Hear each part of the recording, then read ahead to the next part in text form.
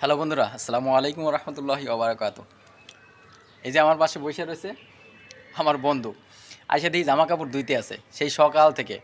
কি করবে, বউ নাই, বেচারা খুব কষ্টে আছে। এই যে দেখেন কতগুলা জামা কাপড়, এই যে দেখেন, এই যে এই সকাল থেকে এইগুলা ধুইছে, এগুলো নাকি সব তার। এই যে দেখেন এতগুলা জামা কাপড় সব নিজের একজনার। একদিনে যদি এতগুলো জামা কাপড় ধোয়া লাগে তাইলে বুঝেন ভাবি মনে হয় এই জন্যই পলাইছি। যাই হোক, এত কি খাও?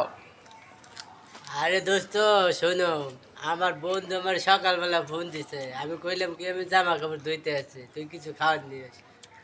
বন্ধুর কইতে কইতেই বন্ধু খাবার নিয়ে এই পড়ছে। এই বন্ধু যদি না হয় তো বন্ধু আর কেটা হবে কও।